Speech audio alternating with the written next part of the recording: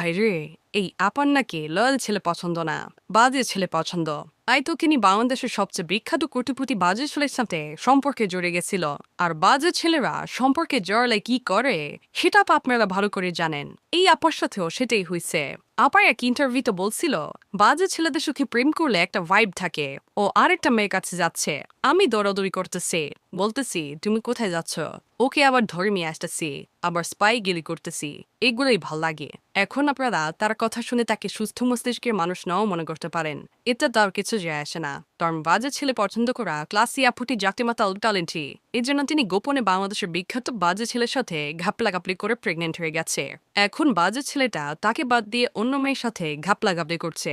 কিন্তু আপা যেহেতু প্রেগনেন্ট, সেহেতু আপা বাজে ছেলের সাথে কন্ট্যাক্ট করতে চাচ্ছে।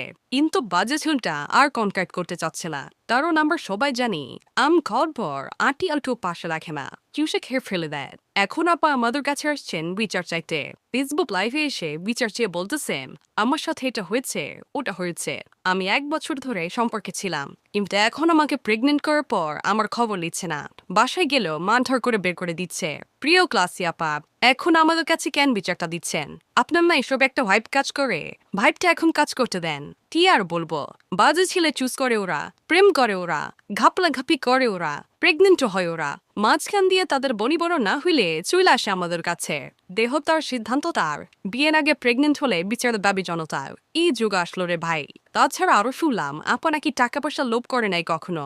ঘাপলেন হাপলি মজা টাকা পয়সার খেলা শেষে এখন এমন ইনোসেন্স ছাড়ছে যেন সে ভাজা মাছটাও উল্টে খেতে জানে না।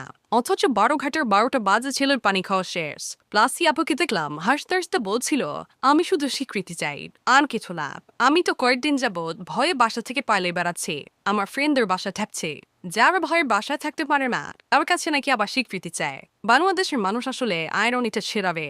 এদের কাহিনী দেখে আমার বন্ধু কেরামত বলতেছে, বসুন্ধরার ব্যাড বয়দের রুচি এত বাজে কেন? তাদের রুচি দেখে এমন কাদের প্রোডাক্টের প্রতি রুচি চলে গেছে।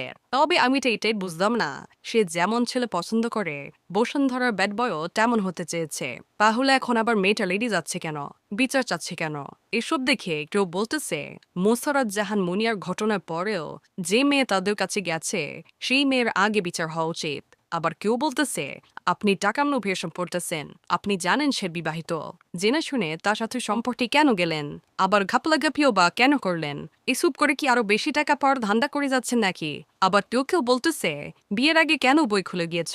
এখন বইয়ের ভিতরে কি লেখা আছে সব পড়ে ফেলেছে। ভালো করা বই পড়া শেষ ফেরত দিয়ে দিয়েছে। হিসাব তো এখানেই শেষ।